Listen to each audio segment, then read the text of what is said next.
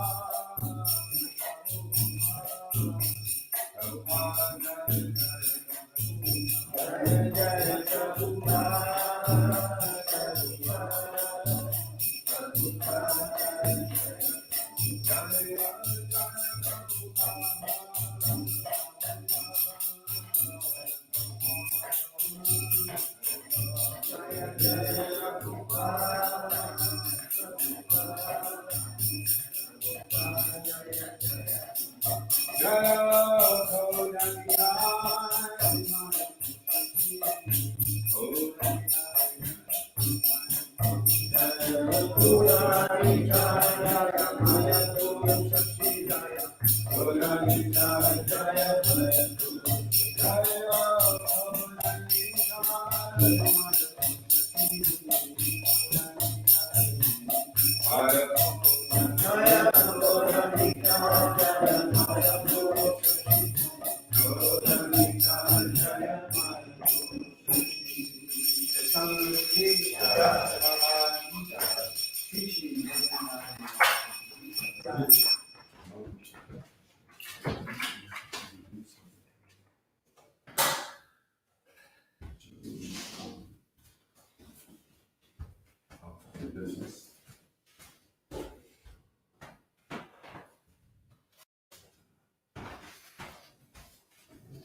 In the section of this chapter 30 entitled Devotees who practice strong sadhana are attractive, Vaishesha Karu sets forth a compelling case, replete with particular experiences and astute observations, that steadiness and purity in performance of sadhana will automatically invest the devotee with a particular aura, a liminal, subtle sort of effulgence, so that on Sankirtan people will spontaneously become attracted, drawn simply by the devotee's presence. Those who had approximate association with Srila Prabhupada's person became astutely aware of such an aura. Although his bearing was typically unassuming, even modest, there was something around him that made his presence captivating. Purity is the force, Srila Prabhupada said. This also was memorably recorded in Shami Singh's newsletter, part of the complete epigram. Preaching is the essence, books are the basis, utility is the principle, and purity is the force. When purity declines, we may find something else happening in the guise of Sankirtan. I encountered a dramatic instance of this in 1987, when as a new member of the governing body commission, I began to receive some unpleasant surprises. One summer's day in a major American temple, I stood in the ornate lobby, absorbed in discussion with the new temple president, when a young brahmachari approached us. A dedicated book distributor, the brahmachari had taken charge of the small group that went out with Gitas and Bhagavatams to the city's international airport. He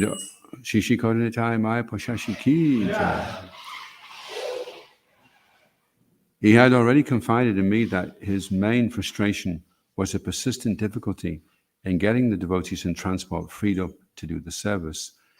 Now he approached us and asked the temple president, "Can I take the van to go to the airport for book distribution?" The president looked annoyed and grimaced. "No." He said, "No." Clearly the brahmachari's quest was something of a chronic vexation. The next words were delivered machine gun style. "We need the van for Sankirtan." I knew what he meant by that word. A good number of devotees were already making ready to head out to the baseball stadium, spreading out through the parking lots, invoking the need for humanitarian relief. They would sell ball caps and pennants displaying the logo of the local major league team to its fans. It was an important source of income for the temple. With a sinking heart, I realized that the meaning of Sankirtan had changed. Now, thanks to Vaisheshika Prabhu, I am confidently proclaim, never again. There are two kinds of strength, Srila Prabhupada writes, Daiva and Pushakara. Daiva refers to the strength achieved from the transcendence, and Purashakara refers to the strength organized by one's own intelligence and power. Transcendental power is always superior. Our family business is clearly a product of that Daiva power, and it can invest us that same Daiva power on those who are prepared to receive it. Not only will this book protect Sankirtan from any Damasya, Glani, but I'm convinced it will so enliven Sankirtan that it will pour its benedictions more and more profusely on this tormented world. With gratitude, I bow to the feet of Vaisheshika Prabhu and to all those who follow in his footsteps. Param Vijayate Shri Krishna Sankirtanam, Ravindra Swarupdas. Shri Hariram Sankirtan ki. Oh, sorry, put that. So it's preface. Om Namo Bhagavate Vasudevaya. Om Namo Bhagavate Vasudevaya. Sunday, right?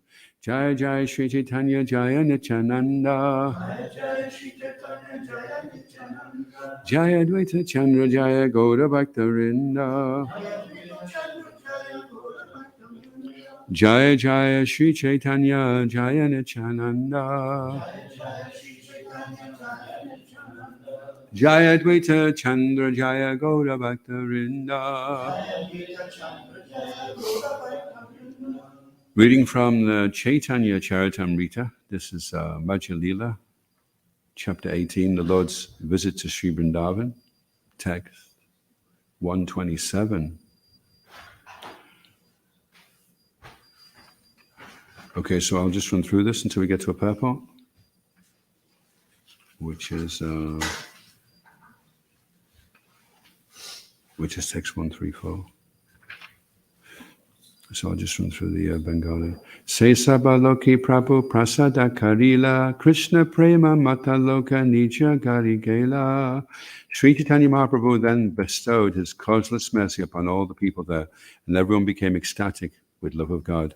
Finally, they all returned to their homes. Sri Caitanya Mahaprabhu remained for some days in Akrura Tirtha. He delivered everyone there simply by distributing the holy name of Krishna and ecstatic love for the Lord. The Brahmin disciple of Madhavendra Puri went from house to house in Mathura and inspired other Brahmins to invite Chaitanya Mahaprabhu to their homes. Thus all the respectable people of Mathura, headed by the Brahmins, came to Balabhadra Bhattacharya and extended invitations to the Lord. One day, 10 to 20 invitations were received, but Balabhadra Bhattacharya would accept only one of them. Since not everyone got an opportunity to offer invitations to Sri Caitanya Mahaprabhu personally, those who did not requested that Sanodaya Brahmin to ask the Lord to accept their invitations. The Brahmins from different places such as Kanyakubja and South India were all strict followers of the Vedic religion, offered invitations to Sri Caitanya Mahaprabhu with great humility. So this is there's a purport to this one, so we'll go through the Bengali. Prata Kale Akrure Asi Randana Kariya Prata Kale Akrure Asi Randana Kariya Prabhure Bhiksha Dena Salagrame Samapriya Prabhure Bhiksha Dena Shalagrame Samapriya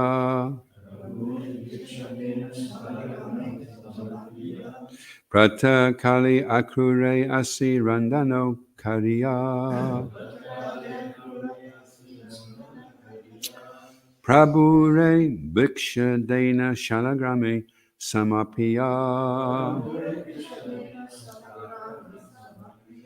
Pratakali Akrure Asirandana Kariya Prabhure Bhiksha Dena Shalagrame Samapiya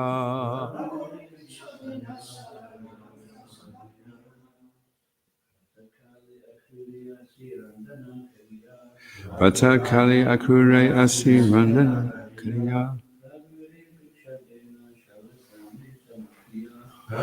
Bhiksha Shalagrame Samapriya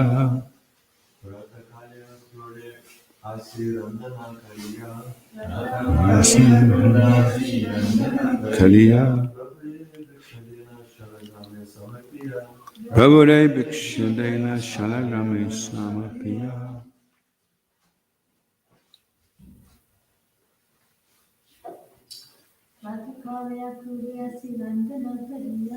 Patakaliya Kruraya Sri Randana Kariya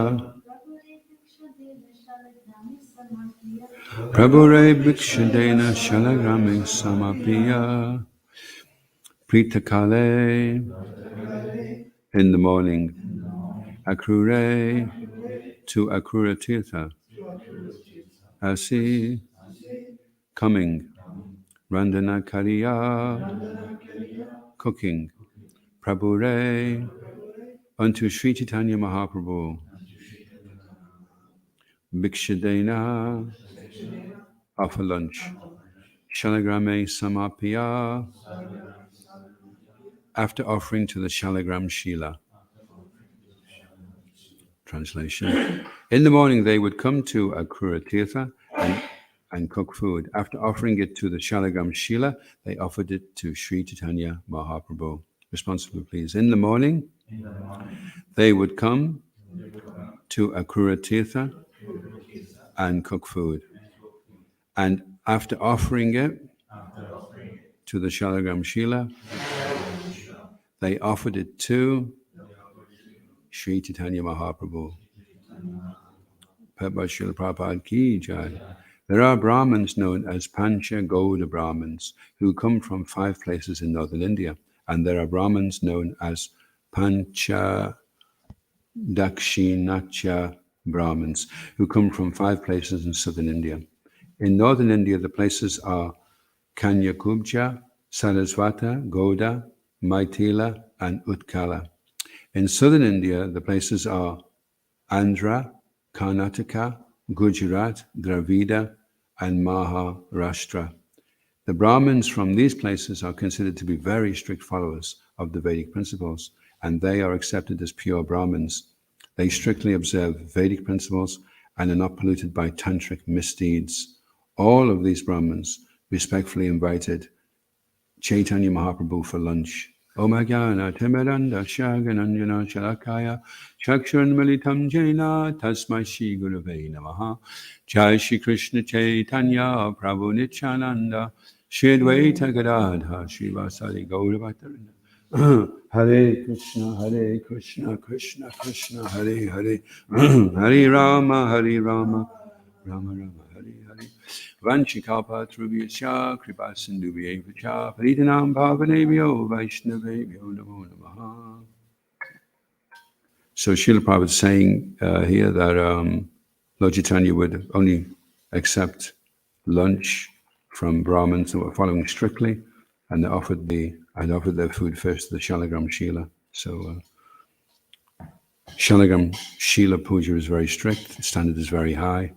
Lord Chaitanya was setting the ideal example. I've just been reading how Lord Chaitanya was refusing to see Maharaj Prataparudra because he was a king. And they were saying, but he's a great devotee. And he was saying, he may be a great devotee, but he's a king, therefore that spoils everything. And so Lord Chaitanya was setting a very high standard, foreseeing in the future that there would be a mission drift, I suppose you could call it. And we see also in Jika's book, Our Family Business, how what can seem like the same thing can eventually become a deviation from what it was originally intentioned to be. So Lord Chaitanya wanted to set the standard quite quite high, quite strictly, in the hope that that wouldn't happen.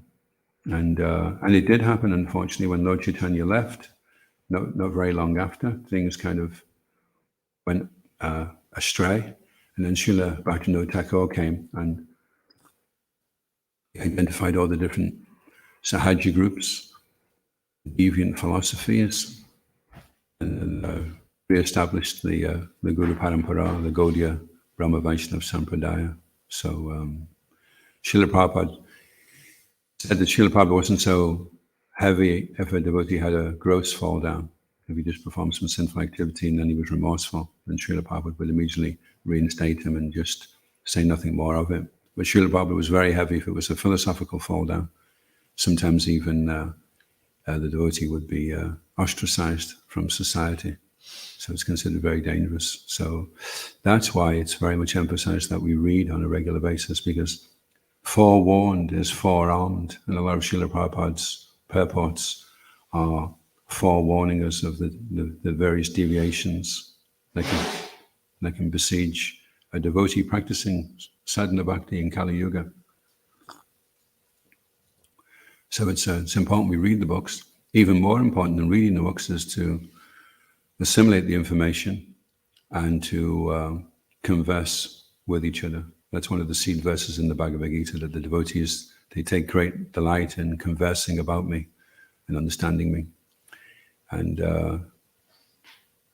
we've been doing a Japa Sangha, although the Japa Sangha, I'm not sure if it'll go on for this month, but anyway, it's been nice to just sit down with devotees and talk about the holy name. And different devotees have their different reflections. And so amongst us, we can enrich, and instead of just our own appreciation of one aspect of Krishna consciousness, that becomes multiplied 5 times, or how many times there are devotees in the group. And it also helps us to appreciate the devotees on another level as well, when we appreciate their understanding, how they've processed the information and implemented it into their lives. That helps to nourish relationships, because relationships really are based upon appreciation. And that's the antithesis of envy, which is based upon criticism and seeing faults. So the easiest way to remedy that is just to push through it and see the good. Besides for Baba Janativa Vapasasta Dosha, Swami is advising us to bathe in the Ganges without considering the condition of the water. Srila Prabhupada in the purport emphasizes, don't judge a devotee by his external circumstances, but judge him by his service. If he's steady and he's continuing on in his service, then the quality outweighs superficial faults we've seen. So Lord Chaitanya is setting a high standard. In fact, Lord Chaitanya would not eat in Brahman's house unless he chanted a lakh of rounds. We were talking about the day when we 100,000 names, which is 64 rounds. So that was the standard. And then Srila Prabhupada, he reduced the standard to 16 rounds, but he said that's minimal. It's not that we shouldn't chant more, but at least we should do the 16. And then we only do the 16 if the rest of the time is fully utilized in helping spread Krishna consciousness in one way or another. Then we can justify just 16 rounds. But if we're going to just do 16 rounds and then fritter the time away, better we chant 64 rounds. Any questions or comments? I just wanted to, anyway, yeah. Yeah, what you said, the association of devotees talking about the holy name, like we have been in that. It's a much needed, and they learned a lot, and it's hopefully we're going to increase my standard of chanting that. It's very, very, very.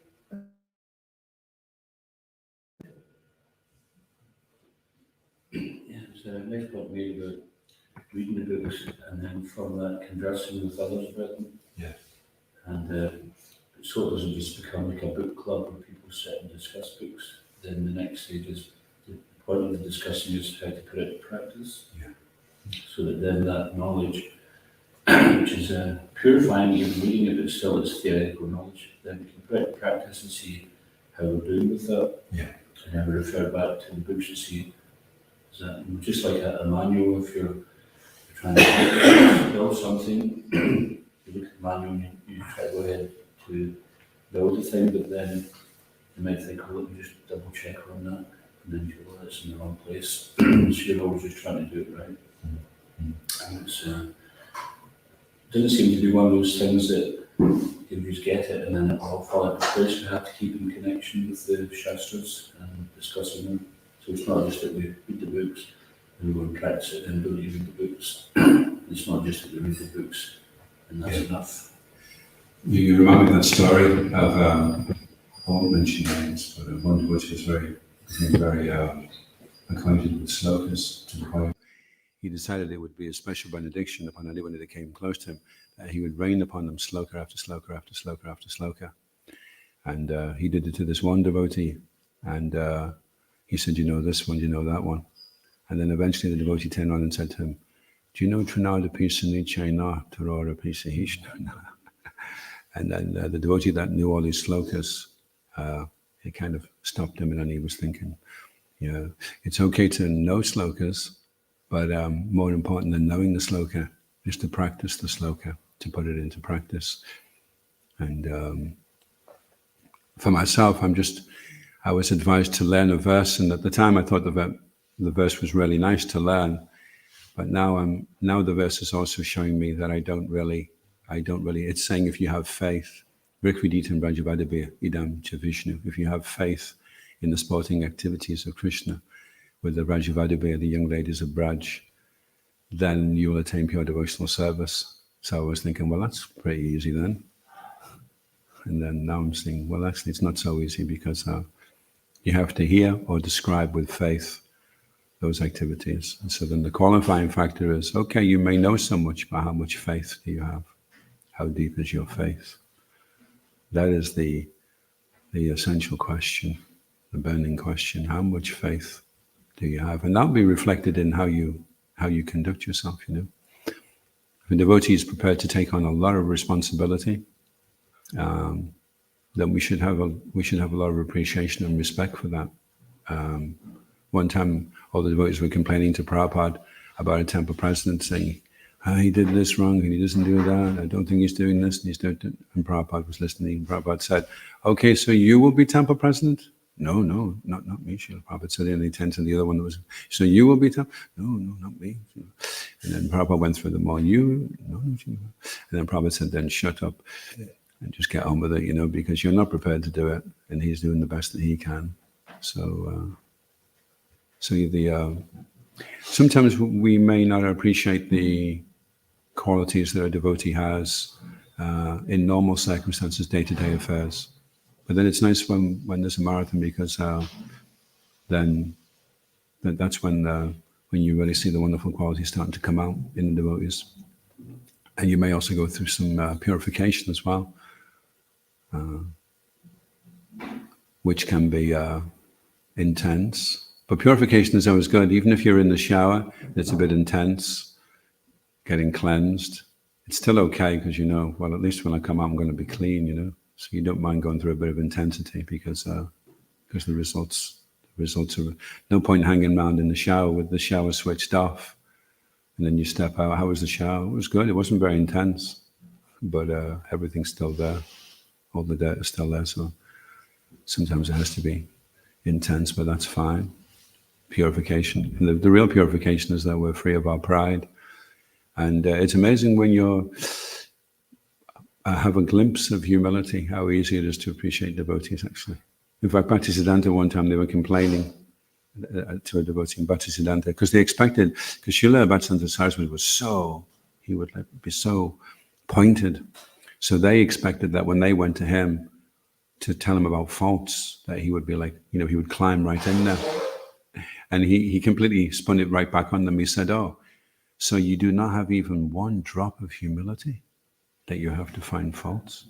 You don't even have one drop of humility. And they went to him about this one devotee. They said, he doesn't get up for Mangalarti, he doesn't chant his rounds, we're not sure if he's following the prayer, he doesn't do any service, he's a complete... And Bhaktisiddhanta said, does he do anything? Oh, you know, then Bhaktisiddhanta said to him, he said, but I've noticed he puts his dhoti on very nicely. And they were like, And it's funny because that devotee, years later, he became a really, really good devotee, although at the time the only thing he could get together with was dhoti. But eventually he became a really, so Bhaktisiddhanta could see the potential. So also that's the challenge with us, isn't it? If you can see the potential in somebody and you associate with them in that way, then they become encouraged because they see that you can see their potential. Even if you can't see your potential, they can see your potential. It's interesting how there's a forewarning against becoming proud of learning. So that because obviously there's got to be a balance between reading and serving, and if somebody reads more than sometimes, what happens is they tend to look down on others who happen to not know something we know, which seems immature, but just on the other hand, Krishna loves a trier. Even someone has a lot of knowledge and try to do something. So I can remember the first time I read Gita and they talked about how you should offer your food. Didn't have a clue that there were certain prayers, so I just tried to kind of do something with it. Offered it to a picture of Krishna in the book, and afterwards it was quite ecstatic. So it's quite, obviously there's got to be a balance there, but it seems like the safer thing is to try to put it in practice rather than just become so learned that we just look down upon people who are trying to maybe pleasing Krishna.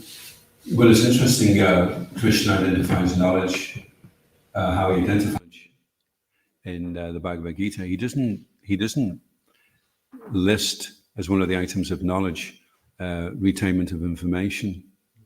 In fact, the very first one is humility, then the next one is pridelessness, then perception of the evil of birth and death, disentanglement from family and searching for a spiritual master. And then at the end he says, besides these, whatever there may be, is ignorance.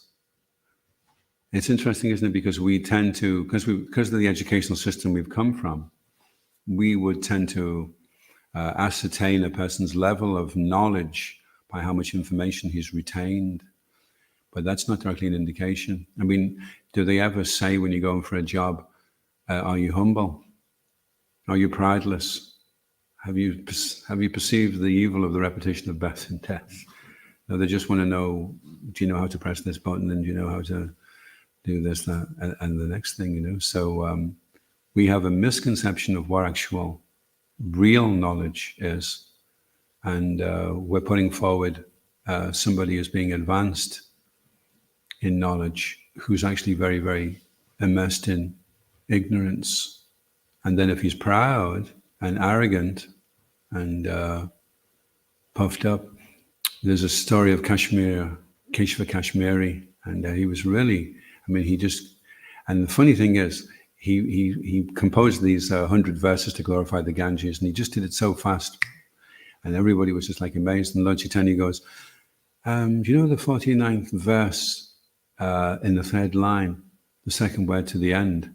But isn't that obsolete because you're referring to Shiva in this way and then you're referring to his wife in that way? And Keshava Kashmiri was even amazed that he could remember it and then never mind dissect it. And he was totally, because Lord Chaitanya was telling his disciples not to, but they were laughing at him. So it was a total smash. He was actually thinking of ending his life. He was that. There was one time Bhaktisiddhanta, he defeated someone so soundly that the person had to go out and change his dhoti because he was just so heavy, So it was like that. It was like totally, like hitting him on the head with a heavy weight. And he went back and he was crushed. And then in his dream, Goddess Saraswati came to him and he said, you've just run up against the Supreme Lord. And then he was like, okay, and then he went back and he surrendered and he became humble. And that's when the real knowledge began. Shishikoni Nitai Maya Pashashi Ki Jai. And the knowledge is actually very simple. We're part and parcel of Krishna. He's unlimited and we're infinitesimal. And our occupation is to serve him unmotivatedly. That's really, really simple, isn't it? And we have a lot of information to go with that, to qualify that and implement that so we can defend ourselves against all the different excuses for not accepting that. But that's really what it is. That's all it boils down to. which is really simple, isn't it? Actually, it's not a big fancy thing.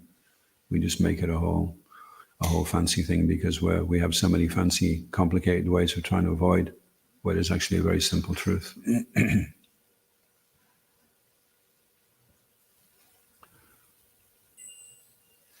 A question, Prabhu. So, on this reading in association with devotees and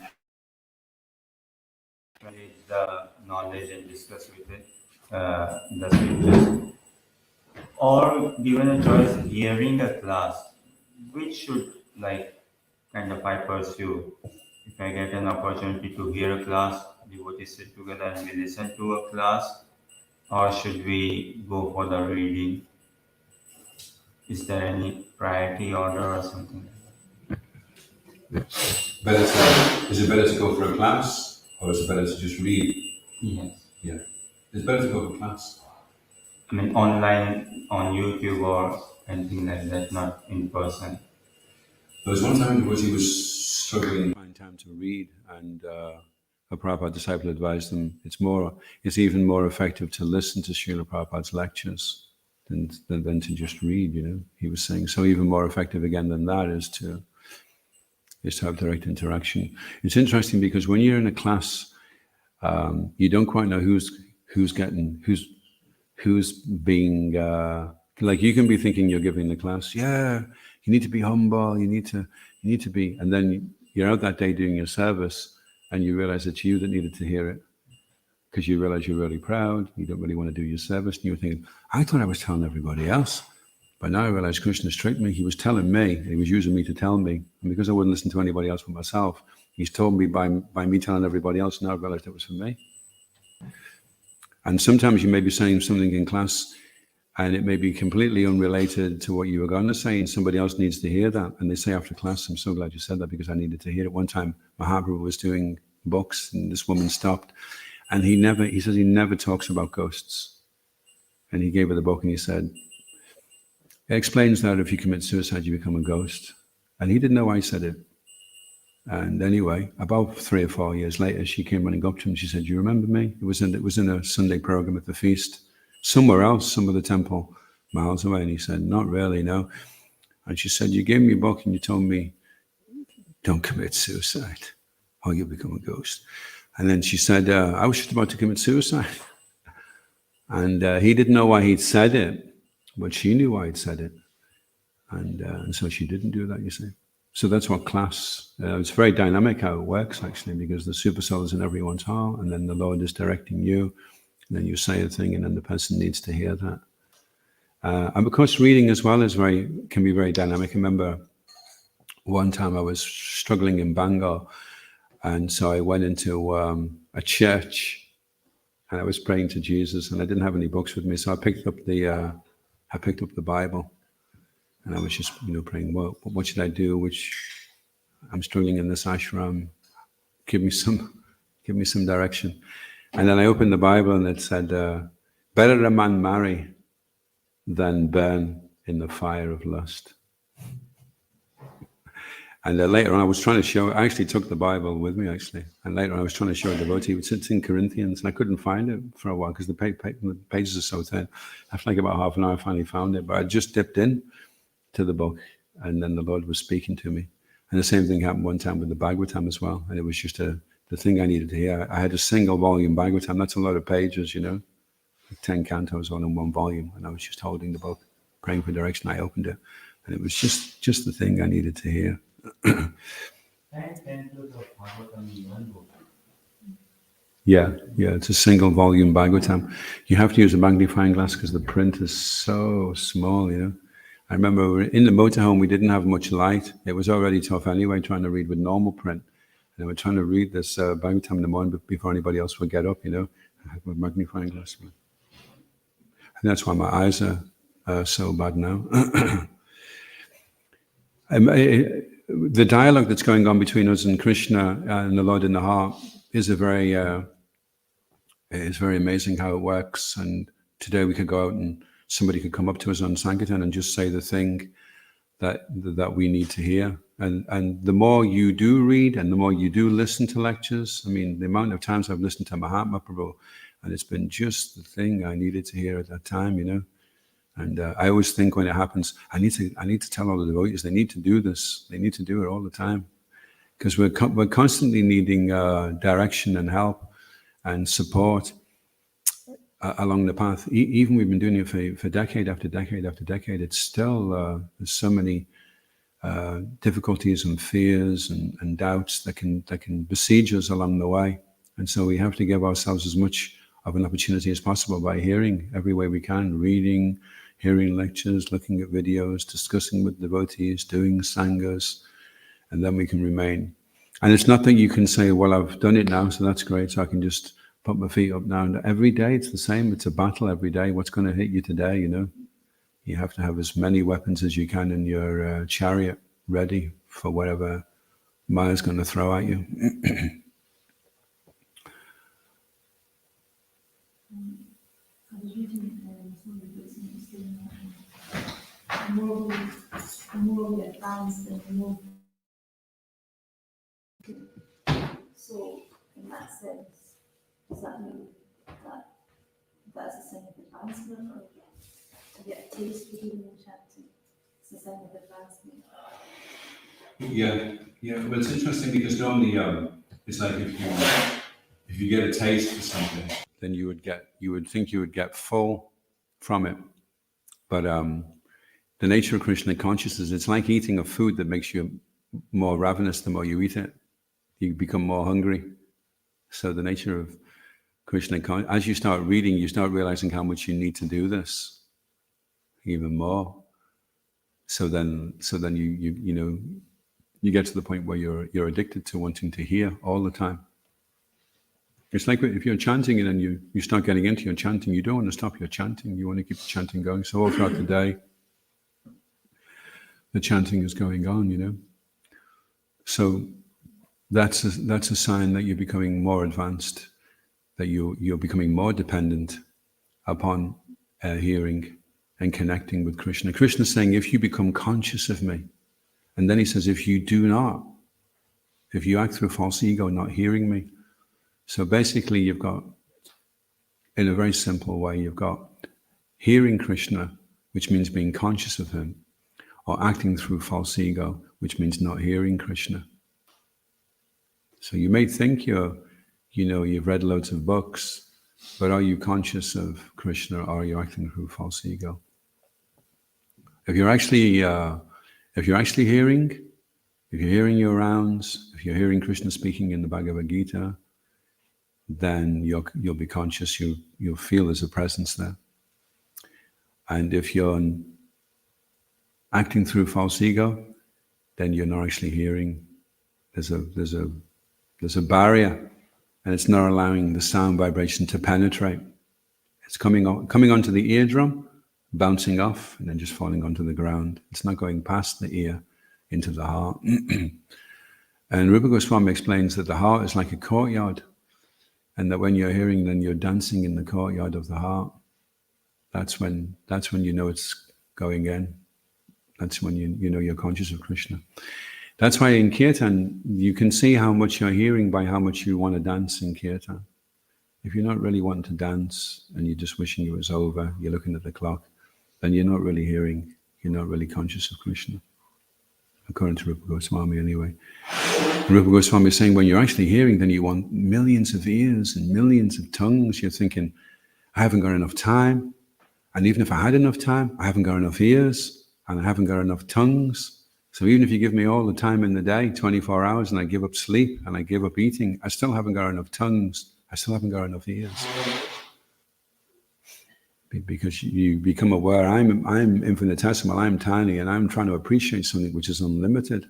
How can I do it? I just haven't got the capacity to fully take on. I can only take a tiny speck of what's there.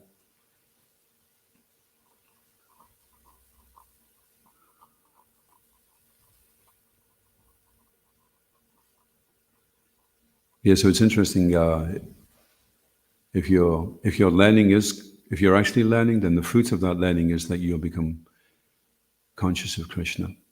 and then the false ego won't be there. And one devotee was saying, we talk about humility, he said, but it isn't really humility in one sense, it's just reality.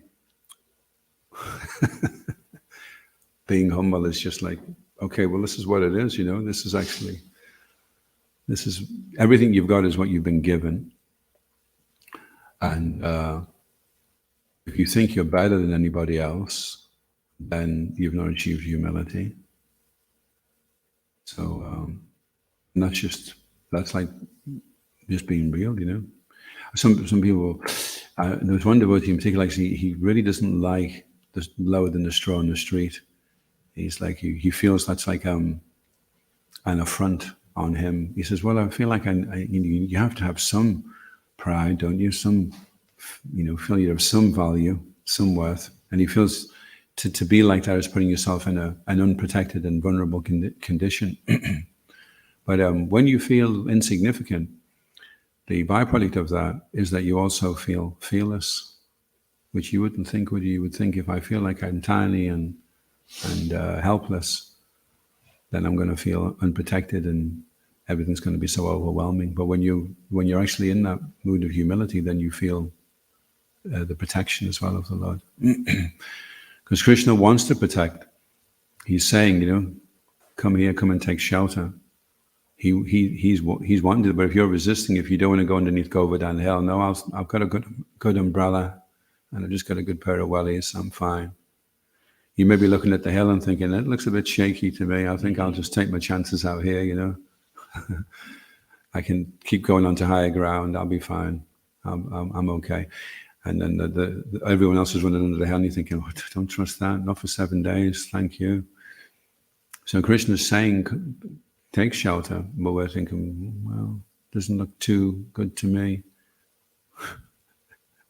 And then if we're like that, then we're fearful. We put ourselves into a fearful condition by being like that. We think the false ego is going to protect us. It's a false, like a shell, that'll protect us. But the false ego doesn't protect you from the material elements. So being humble is becoming more and more dependent on Krishna, then perhaps something. Yeah. And that's why, if you're result orientated, you could think I'm doing worse than I've ever done before. But maybe it's only now that Krishna can break it to you gently that I've been doing it all along, and I want you to get a little bit stronger now. Stand on your own 2 feet. Stop hiding behind results to kind of bolster up your ego. Start realizing you are completely helpless, and that will be a precursor to much bigger results.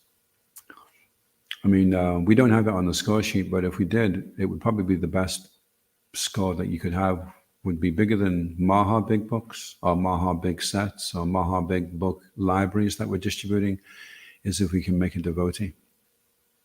Because that devotee will do so many more books than we can do in the one day, So you have to get out of being just results orientated to be doing that, to look for the devotees and fan the spark and encourage them, Yeah. Something here that sometimes we're at the same time to benefit us. Which we have. And there's a meditation which is that if you have a really tough day, then you're going to be able to benefit yourself. Even if you're not given a boost just by the attempt, it's your benefiting that day. And that's when you get the opportunity to take shelter and all when everything's going your way. Yeah. It's a disorientating when we're making advancements in Krishna consciousness. We're getting our conceptions of how important we are or how capable we are dismantled. Of course, the best thing is if you can get everything dismantled and do really well as well. But that doesn't always happen. Sometimes you have to be in a situation where you're struggling and things aren't working so well. And that's your false ego being broken down. Krishna's trying to show you, look, I'm actually doing everything. And I'm just allowing you to think it's you doing it, to encourage you. He doesn't do it all in one go. If he did it all in one go, then it would be maybe just too much.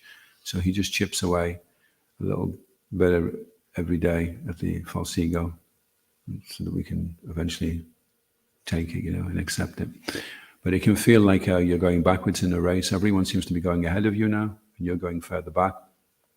Everyone else seems to be doing better than you. Everyone seems more qualified than you. Everyone else is going back, and you're going nowhere, and you're worthless and you're useless. And that's actually when Krishna comes. There's a story like that called Footsteps. And at the end of his life, the person looks back and he sees two pairs of footsteps. And God is there by his shoulder, and he says, yeah, I've always been with you.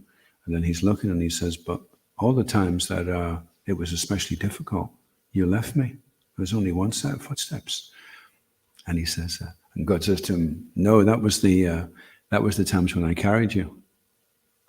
So when you're finding it especially difficult, and as you're feeling especially like it's just so difficult to chant, that's when Krishna is really there to help you, to protect you. And I personally found my best japa was the days when I could hardly pick up my bead bag. I could hardly put it on. I was thinking, this is just, but I would chant anyway, start chanting, and suddenly the chanting would be so good. It's like Krishna would step in and, no, don't give up. And then he would encourage me, So to put yourself in a situation where Krishna can be allowed to step in and help you means allowing yourself to be put in a situation where you're going to be feeling really, really helpless and really, really like you can't do this. And then Krishna's got an opportunity then. If it's just easy all the time and everything's great and you just say Hari Bol and everything just happens and 1,000 books fall out of the sky and you get distributed in a bowl of halava, Hari Bol. And then you look in your bag and there's 10 million pounds and I had a great day today. It was just fantastic, really easy, You're not making any advancement, you're not making much progress. When you're getting battered, that's when you're making progress. Of course, we're not advocating that people go looking for difficulty.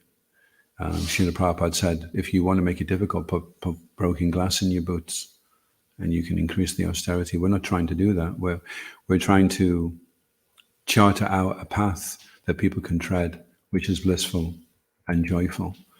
But it does also mean sometimes we have to recalibrate our conceptions of what success is and what progress is, so that we can better appreciate how Krishna is dealing with us and appreciate better his loving kindness.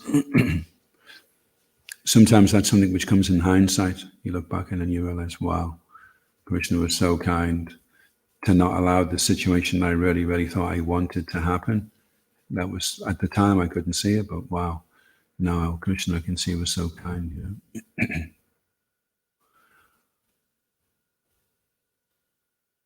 I'm just wondering, many times devotees have had that. Any devotee anywhere has had that feeling that they felt that Krishna was so kind, and they understood that he'd been carrying them. It does happen. Yeah. Well, it must happen for any devotee that's engaged in real devotional service. It's part of the Caritamrta, part of the Krishna conscious experience. It has to be there. The whole point of Krishna consciousness is, Krishna's saying become conscious of me, but what he's really meaning is fall in love with me. He's not asking you just to be conscious of him. He's asking you to love him. And to know Krishna is to love Krishna when you really know who he is. If you really knew how beautiful Krishna was, then you would love him, So Krishna is saying, hear about me, learn about me, fall in love with me. Love me. And a devotee may be struggling, he may be thinking, well, it doesn't seem like Krishna loves me very much, but he's asking me to love him. So Krishna consciousness is the art of appreciation. Well, Krishna must love me. He's put a roof over my head. There's always prasadam on the table for me. I'm in the association of amazing devotees. I have this amazing service to do. And then you start, and he came as Lord Caitanya. He sent Bhaktivinoda Thakur, he sent the Goswamis, he sent Srila Prabhupada. And then you start thinking, and then he gave me the books. He gave me the holy name. He gave me prashadam.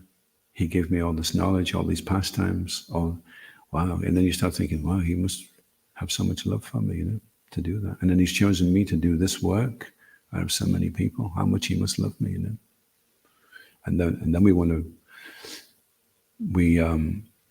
It's maybe one of the most attractive qualities is when you love somebody. When you see how much the person loves you, then you love how much the person loves you. You love him because he loves you so much.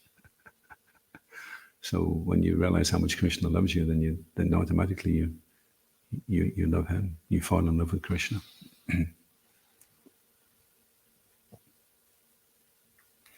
So that's what we're practicing. We're practicing sadhana bhakti, and that means falling in love with Krishna. That's what we're practicing. And then sharing that with others. A wonderful experience. ISKCON Govinda ki, Srila Prabhupada ki, Gaura Premanandi, Hari Bol. Gaura Bhaktivinoda ki.